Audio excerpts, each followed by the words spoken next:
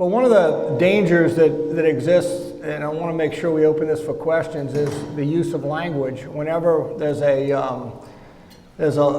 sometimes I misspeak, sometimes I'll say something, sometimes language and terms mean different things, and it reminded me of a high school teacher teaching about the Brit and the Argentinian war in the Falklands, and it was in Brooklyn, and this kid said, "Which fucking islands you talking about, man? There are fucking islands all over the goddamn place." So, you know, and I think there's always that danger of, well, what does the term mean? So be sure. What is that clicking doing? Is that me?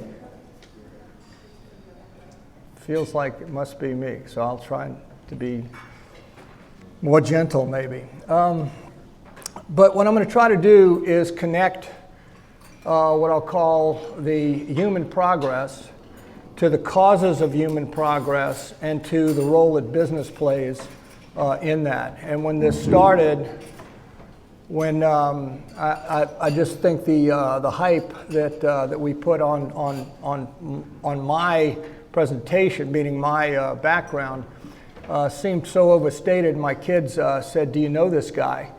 And then Sally said, "If all this is true, why can't I afford why can't we get those new curtains I want?" So it's really one of these things where those of us in business, I think, know that it's really about, for most of the game, it's about pulling the right people together, and that's pretty much what I've done. I don't think you'll see anything that's original here. What I do think you'll see is a pretty good effort at integrating principles across what we do. So. First, we're gonna hit the nobility of business, and I just want to go back through human progress a little bit. So, next slide. Oh, that's me. So, 200 years ago, 94% of people lived in desperate, bone-crushing poverty. Little change for 6,000 years.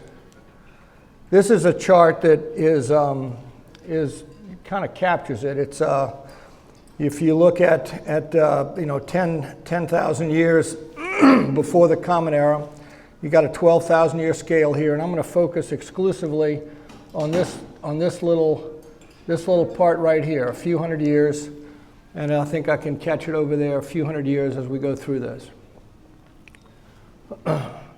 So this is GDP. I don't want to move too quickly, and for 150,000 years, maybe 250,000, whatever the time is, human progress didn't change much. Even with agriculture, it didn't really begin to revolutionize. So what happened as the standard of living went up, absolute poverty declined. The life expectancy accelerated tremendously. Literacy, global literacy, population. You can look at that. The illiterate population shrank to a dramatically smaller, all at a time when the population's exploding. And the average global income, which Richard can correct me on, but I'm not a big fan of the calculation. I believe that very little of what ends up is reflected in GDP in any material way. For 40 years, we have not been able to measure the productivity of our machine shop, and yet somehow they can measure the total GDP of the world and the country, and I just don't get any of that. But trust them, they know. So I don't know why that next part isn't coming. Oh, there it is. So the U.S., by these calculations, since 1800, 24x. Hong Kong, 41x. South Korea, 75x. This is the change in the global income. And this, I think, captures a really good example if you look at what's happened to different countries. And you can't see it, but I'm sorry. Let me go back. So if you look at these countries, you get Singapore, the United States is somewhere in here. I can't quite see it all, but down here is China. What causes all this difference? What explains all that? That to me is the most interesting and important question that we have to deal with. Is what causes this prosperity? The debate about whether there's actual human progress is one that I find bizarre, because each of us experience it every day, with the amazing, tools of modernity that we experience. So why? And why this progress? What causes it? And to me, the question of, for 200,000 years, no progress. Even when farming came in, it didn't foundationally change things. It increased, but the population grew, and it kind of caught up with what I'll call the population. So it sort of equilibrated the productivity to the population, and why the progress now, why some countries and not others. And I think if that's where the role of business comes in. And where I want to talk about business, now I want to make sure we don't misrepresent what business stands on, because if you look and say, what is business first? And I think of business in simplistic terms, or simple terms, which is what business does is we organize resources to create products and services for trade at a profit. And that's what we do. And by pulling resources together and making them more valuable, we create value. And each of us in business play that role of chipping away, and the millions of different efforts that are going on, hundreds of millions of efforts that go on, all contribute to elevating and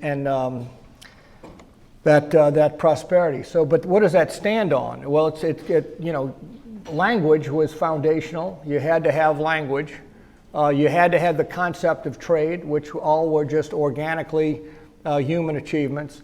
And then what does the ability to organize resources to produce products and services of value that you trade, for a profit? And then who wins with that? Who are the winners in that equation? And certainly the business itself, the people trying to make a profit, they win by creating it and combining things and putting energy in, and then selling to someone who purchases it. They must win because they see value in what they do. All of the employees who are engaged in that process win, or they would go work somewhere else and they'd invest their lives somewhere else. The suppliers. So the win, win, win, win, win. And we often in our communities talk about how business needs to give back. I don't like that term. To me, business isn't taking anything to start with. What business does is simply make prosperity, improve things. Now, there are all kinds of, I'm talking about free market, pure, not cronyist, game where you're created. So that's the theory that I operate from. And when you say what caused this, fundamentally business caused this. And yet today business is demonized.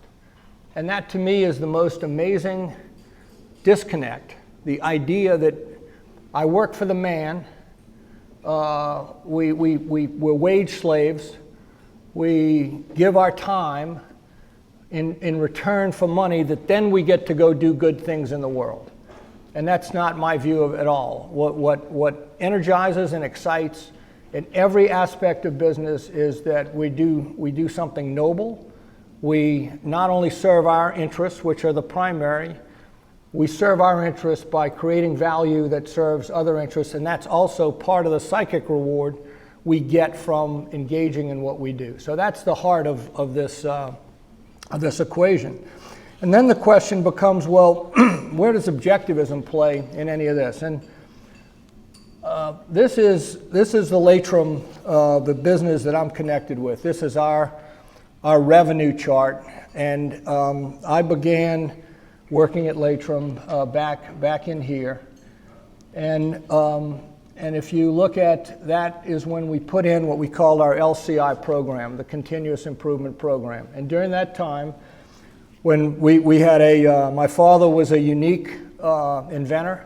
He had an ability to see the world and to see everything that was mechanical, and he understood far in advance of his time, and he shared one of the amazing things about most innovators is this relentless courage and ability to persevere, deferring to no one's judgment except his own.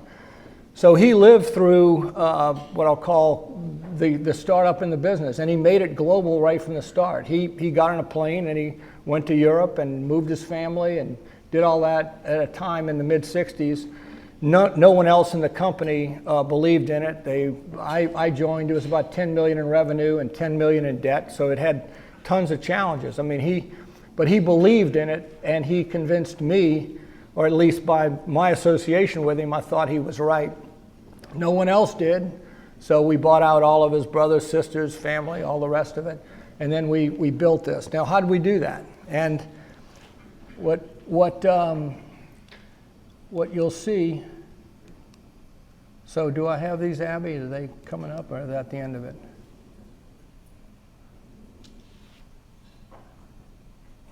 You should have, do we have handouts? Do we have, Abby, where are they? They're in your schedules. They're in the back of your programs. All right. So this this isn't quite the order, but I'll come back to this. Can you go to the next one? Go to the next one. So if you look at this is pretty simple stuff, and I didn't go at this and say, well, how do I apply objectivism to business? What I did was say, what are the facts of reality, and then sort of from the experience that we had that I had from the context of learning so much from many of the people in this room and others, I just started to integrate those principles into some guiding principles, and then we said, anyone who comes to work here, you're making this pledge. It's not a legally enforceable document because it gets superseded by the laws and all the other things that stop it, but you put your integrity on the line when you come work here, and you're making this pledge to what we do. And you can see it's pretty simple, basic stuff, and it's about continuous improvement. It's about committing to, we serve our interest, and we all win, and the philosophy is consistent with our individual values. So if you don't share these values, go screw up somebody else. Go work someplace else. That's the idea, right? And we agree to practice the principles for the benefit of for mutual benefit. So who gets a customer's profit, and we continue to reinvest in the business, and we focus on ideas, the power of ideas, and this is to me just an application of those ideas.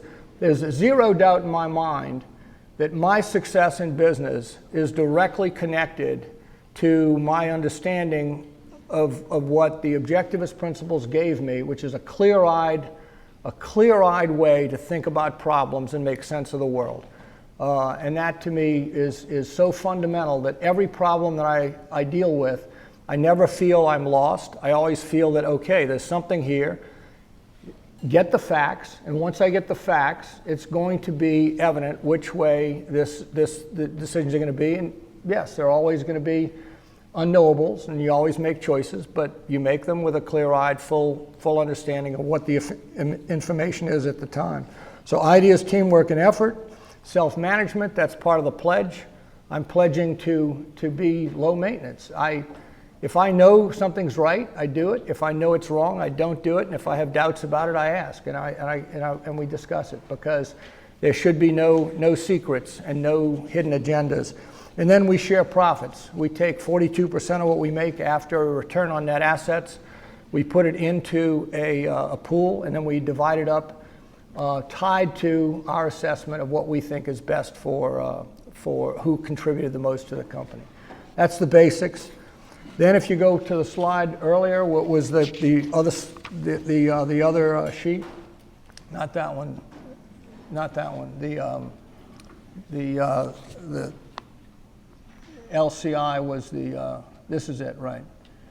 So this isn't just an attempt, and this is probably where you'll see the most objectivism, sort of clear. But what we're saying is, be the best you can be is one headline.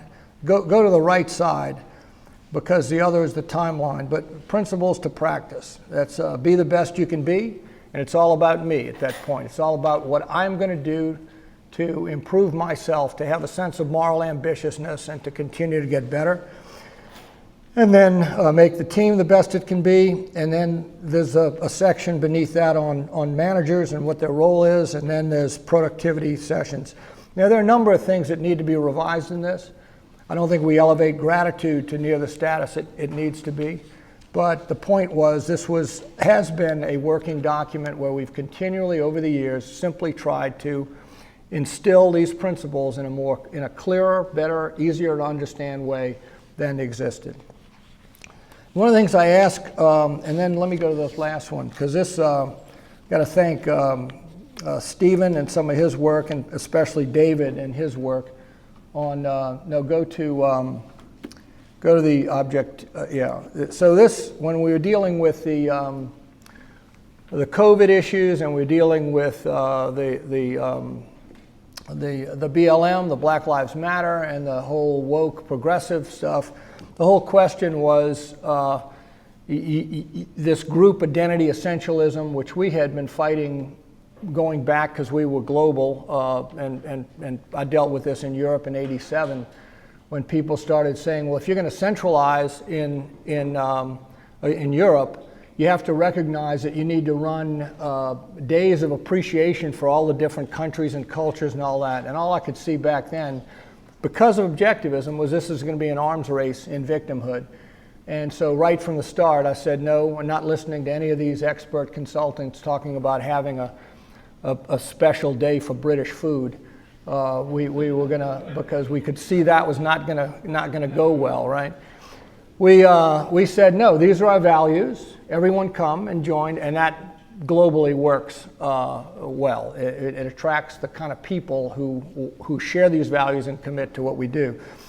And then in this, when this came back again with on steroids in the woke and and all the COVID debates, we said, okay, well, are you following the principles? And then I used the basic framework from the piece David put together on the 7 habits of highly objective people.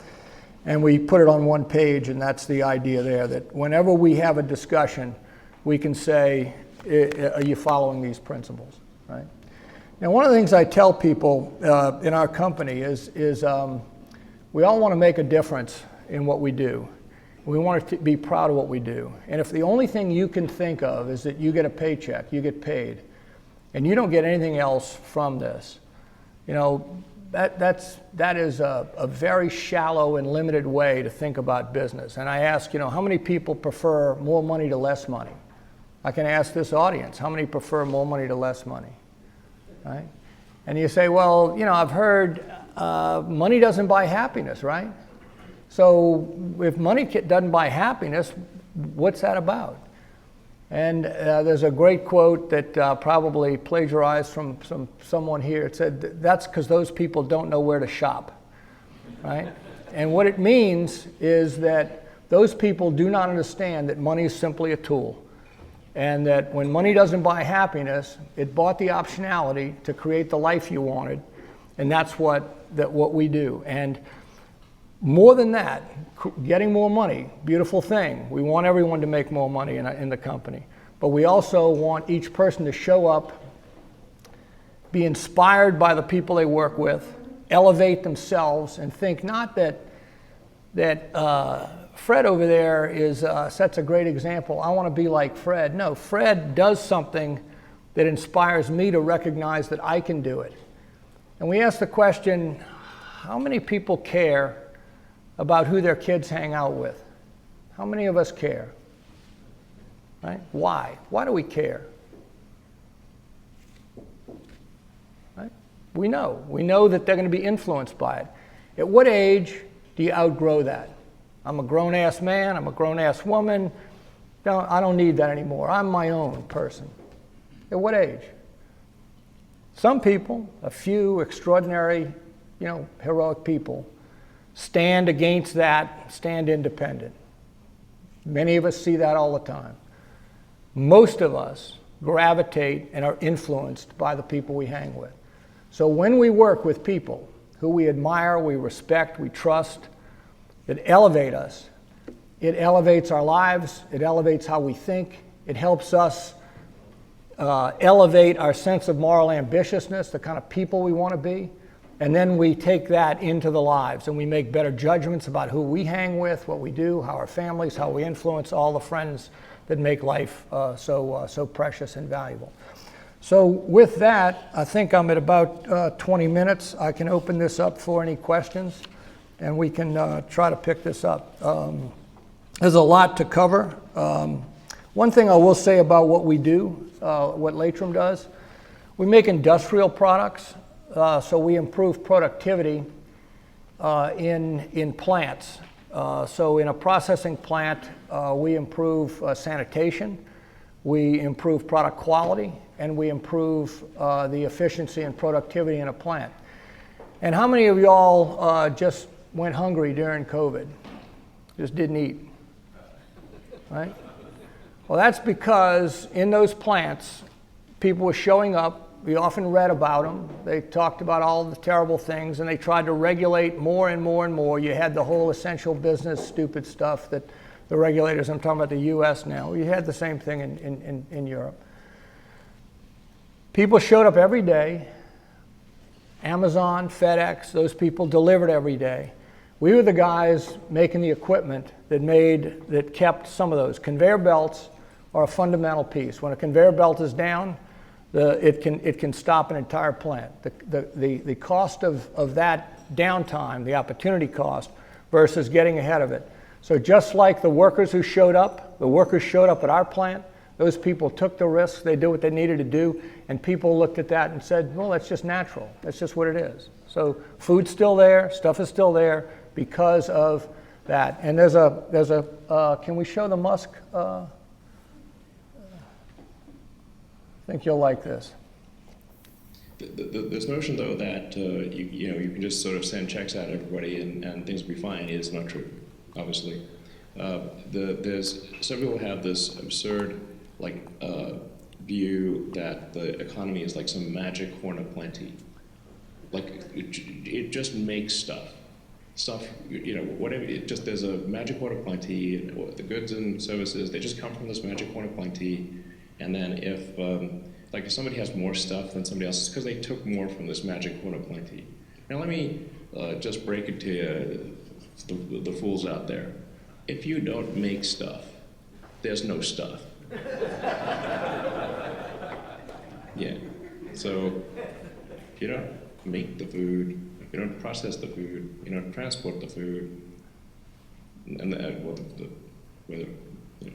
medical treatment, getting teeth fixed, there's no stuff. I would become detached from reality. You can't just legislate money and solve these things. If you don't make stuff, there is no stuff. That's a concept that seems to be too complicated for serious PhD economists or something. I don't know. I'll take that. Maybe it's not the economics profession. Maybe it's what people do to it. Richard, you can clarify that later. So with that, I'll open it up. We got to make the stuff. This is how we make the stuff. And the insanely productive activity that goes on inside of every industry is because the world is becoming more and more specialized. Global trade is more and more interconnected. And through that process, you get to see amazing innovations. And for every John Galt and Hank Rearden, There's another 1,000 engineers, and then under that there are thousands of people who are seeing little innovative ways of improving and connecting and combining. And this game of the great genius is absolutely the starting point, the fountainhead. But at the end of it, it's also what each of us do every day to apply these principles. And then that not only applies to the work we do, it also applies to the most important work of our lives, which is creating our best selves and making our best lives. And that's kind of the mindset that we try to instill and bring to everything that we do in our business. And it has worked extremely well. And absent what I'll call the regulatory stupidity or global insanity or whatever else goes on in a free game, I'm very confident this works for lives generally. So I'll open up for questions. Yep. All right, can we give Jay a big round of applause? Okay, if you want to line up on that side of the room behind Clara and behind me here on this side of the room, we'll pass the mics. I should have said this morning for those of you that weren't with us last night, you do have the event schedules in your bags, and these documents that Jay shared are in the back of that program, so you will have those. Clara, did you? Yep. Good morning. Loved your talk. And you started it by talking about terms and language and clarity. So I'm wondering, when you talk about human progress, here's what I'm wondering. And that is, are we seeing human progress or are we seeing material progress? Because my observations are that as we become more and more materially progressed, I'm seeming to watch us as humans regress. Said differently, the id seems to be loose in sublimation at a minimum. And I'm almost wondering if there's a cause and effect attached to all of our material affluence, and yet what seems to be some decaying level of civility in human behavior. Yeah, I think that's a great point. I would say that human progress in the underdeveloped world would be still an accurate term, because bone-crushing poverty, starvation, disease, no water, that sort of stuff, you'd say, no, that's human progress. But then what's happened in the West is the affluence has done exactly what you're saying. So I think then it's purely material, and people look and think, I'm either on the hedonic treadmill trying to buy more stuff, or to be making an example, or to be blaming someone else. So I agree with you. And I think that's back to, the philosophical ideas and the power of ideas and what we do with them. So I think that's a great point. I agree with you. So it should be human progress across the world, material progress, and human values degeneration, I think is accurate. Yep. Morning. Good morning. As I'm sure you're well aware, ESG, environmentalism, social governance has become vogue across most of Fortune 500 companies. And I wanted to ask your advice. Say that you're like a rank and file employee, as myself, who happen to work for one of these companies. What can you do to respectfully push back and get your peers and the company leadership to go back to the fundamentals with it, as in making profits, deliver great service, and check your politics out the door? I think that's a great question. I don't have the answer. I was chair of a public company that we sold for back in 98. We sold a business. I had started from scratch, created a lot of value, sold it, and then 40 years later or 30 years later took it into bankruptcy. And I will say that there was a lot of dysfunction in being in a public company, a very difficult environment. The most important thing I would say is don't fight the ESG, but speak for what you're for. So take whatever their language is and use it in a way that defines what we're for. And I'll give you the DEI interpretation, diversity, equity, inclusion, which diversity by nature is, economic, intellectual, different perspectives. We strongly stand for that, but it's not identity essentialism. Equity is being paid what you earn. That's not complicated. And inclusion is natural. You're always trying to include anyone who who impacts productivity and improves productivity. What I find is that by speaking about what we're for, you are much more successful. How that would translate into a public environment, I'm not really sure, because I had no success doing that. And you had those regulatory voting groups. I'm trying to remember the names of them. The public guys. Michael, I don't know if you remember the name. Yeah. They're just regulatory groups that come in and tell people how to vote, tell the shareholders how to vote, and that's really there's so many. And Pete, you've talked about the agency problem a lot, and this is a huge conflict of interest agency problem that exists throughout the public sphere. And it's not about the shareholder interests; it's about other initiatives, other things that are being driven. But first, try what you're for. How can we build on what we're for? Because once you frame what you're for, it's very difficult for someone to say, no, we're not for that. Puts them, it changes the dialogue a little bit. Thank you. Yep. Thank you again for the talk. I was wondering, just from a business administrative standpoint, how do you and how does your company equate, or what metrics do you use to judge how hard someone works, so that you can equate that in like fiscal compensation when it comes to payday and stuff like that? Yeah, that's the hardest thing. The toughest part in business is that when you're dealing and trying to create great teamwork, you then have the question of well, how does the fruits of that teamwork get allocated when you're talking about contributions like that? And what I find is that it's very difficult to do in any single given year, but most of our people have been with us 10, 15, 20, 25 years, and over time, they get recognized by their peers, they get recognized in a way that we just work through. So were we successful at making things clear, organizing, impacting the team? Did you play an important role in that? Did you bring something innovative? Did you help us solve it? And then do you set a great example culturally? All those are factors that go into it. At the end of the day, what we try to do is we try to pay people above market value and beneath their replacement value, so that at the end of the day, over time, in any 2 or 3 year period, because we take this profit sharing, and as you go up the chain, you're going to make a much bigger percentage of your money is going to be tied to the profits of the company. And that helps people be more objective, because they have to look and they say, wow, if Fred left, what would that cost us? So I don't get to just say, well, I'm underpaid. I have to say, well, who's overpaid? If we're talking about how that would be distributed, and that helps the conversation. What I find mostly at people that have been there a long time, if someone whines about their money and does it year in, year out, the tendency for us is to say, maybe this isn't working for you, and then people go, oh, yeah, no, it does, So, yeah. Thanks for that great talk.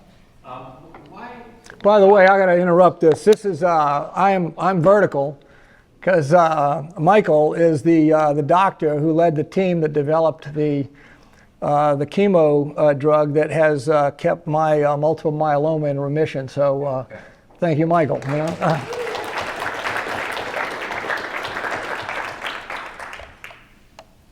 I have to go off on a quick tangent along the lines of what you asked about ESG and all, because I had an employee say to me, well, that's not my own truth. Now, I'm a doctor. Cancer grows or it shrinks, and it depends on what we do, and almost exclusively all near. And I looked at them and I said, you don't belong in this company, because they're if you don't believe in absolute truth and yes and right and wrong and all this, the kind of stuff we're kind of talking about, fundamentally I think it's what we are talking about, then you don't belong in companies that make stuff, including medicines that save people's lives. And thanks, Jay. I mean, I don't know if it saved your life, but I think we helped. Yeah. So Yeah. it's great. Thank you. And it's why I jumped out of medicine, day-to-day medicine, to develop new drugs. Why aren't we getting more of the comments like what you made and what Musk said? And he doesn't do this, half the time he's being kooky, and the other half the time he's starting amazing companies, and we really need some heroes out there. We need some Reardons and Galts out there and Dagny's out there in the world, reminding people that there's real truth. That's how you build bridges, because if you don't use truth, the bridges collapse and people die. There's real medicines out there. There's real stuff. Otherwise, you starve to death. Pretty much what happened in Atlas Shrugged. How are we going to do better with this? Because we almost seem to be losing the battle against stupidity and just this notion that things spontaneously appear. Things from everywhere. Well, thank you. And it is the animating question that brings us all together all the time. It's not just about fixing, sort of my life. It's also making sure we live in a world where we get to have the agency to, and our kids do, and our grandkids do, to be able to live in a world where we get to aspire and achieve and create the lives we want. And I think, again, it's that, most people who are off busy doing great work are not spending their time being self-congratulatory and pushing all this. But I do think we have to regain the moral high ground, and part of it is that idea that it's my life, it's my liberty, it's the pursuit of my happiness. And I don't think you can get there without that foundational defense, that it's because most people do recognize that they want to make the most important decisions in their lives, and we have to go back to that. And somehow business has been able to get demonized. Part of that, the cronyism, is definitely a factor, and it's not nearly the material part of the economy that people imagine it is, but it is 90% of what gets elevated to attack business. So, but you made the point that I wanted to come back to. I think that's a big opportunity for business to proudly embrace these principles, and then for business to be able to say to the people that work there, look at the lives, look at the value, look at what we're creating, and then that is a vehicle where you have people you trust. Business still rates, my employer still surveys very well in most surveys, most polls. So there's a huge opportunity. Get courage, speak the truth, and work at your own team first, and I think then you have a shot. So that's my thought. Hey, my name is David. I'm from Guatemala, in Central America. My question is, should be the relationship between companies and government, where societies live with a lot of corruption and poverty? I'm missing the relationship between companies and government. And government? And where societies have a lot of corruption, poverty. And that's because Guatemala is a lot of corruption, poverty, and the companies have a fundamental role in there, but you need to care about the companies play with corruption as well. So what should be the relationship between that? Well, the fundamental principles of limited government, protecting individual rights, I think speak to every element of that in principle. And I think the separation of state and economics would be where you want to be. That said, I'm not all in and agreeing with that you don't need regulation. I believe that there are regulations that actually enable clarity and help to move, but they should be what I'll call a law of rules, where you get clear, objective rules, and those rules then help to enable and make things efficient. And there are going to be external costs. There are going to be complicating areas, but that's a pimple on the butt compared to the problems that get caused by the special interest, the cronyism, all of the political incentives that exist. Because politics is about creating a tribe that supports what I do, because what we're trying to do is benefit ourselves by injuring the rights of others, and that's almost always the gravitational. So you want to get, if you're dealing with it at that level, it's very difficult to get the principles across. You have to deal with it more at the level of ideas, and one of the problems with many countries is that they misunderstand what capitalism is, they misunderstand what freedom is, and they then have a demon that they mischaracterize, and it's easy for them to then just continue this divisive war, which I think is clear that many people in politics benefit from. So, separate the two and focus on common rules, equal rights, and you're going to get in a far better place. Thank you. Yeah. Great. Final question over here. Yep. You talked about that. One, thank you very much for your talk, for coming here and everything you did. I'm Josh from Washington, D.C. You spoke about businesses as very thoughtfully as organizing people and resources to build things, to do things. And obviously, a key piece of that is people at every level wanting to work hard, again, for the extrinsic reward of the salary and the money they make, and the intrinsic reward of feeling like they built something, they made something happen. And yet, I feel like more and more you hear things like quiet quitting, bare minimum Mondays, people that, it's like that's a virtue in a bigger and bigger space of not working hard, not dreaming, not wanting to build something bigger than yourself, not wanting to persevere through, 1, 2, 10, 2 dozen failures before you get the drug that cures cancer. And what are your thoughts on how to kind of push back against that? Because I feel like the quiet quitting idea is getting bigger and bigger and bigger, and I feel like that's the opposite of the virtue you extolled. Yeah, thank you. I don't have answers to it except to stay away from people who think like that. But seriously, I would say for each of us, just reflect on a time when we were proud of what we do. And it should be enough for us to say, wow, wasn't that feeling worth me getting excited about? Now, how much pride can someone take in the idea that I'm the greatest slacker? I am a world-class freeloader. I get to, piggyback my worthless self off of, if somebody says that's what I'm proud of. Now, there are always going to be mental disorders. There's always going to be people who somehow are in some weird universe of amorality. I can't judge what other people are. I can only say, for most people, achievement, pride, it matters. So anyway, that'd be my view. And sell what we're for. We're for pride. We're for achievement. We're for excitement. We're for this aspirational, noble vision of the life I can create. Right? I think someone's saying you've had enough. All right. Thanks very much. Thank you, guys. All right. Thank you.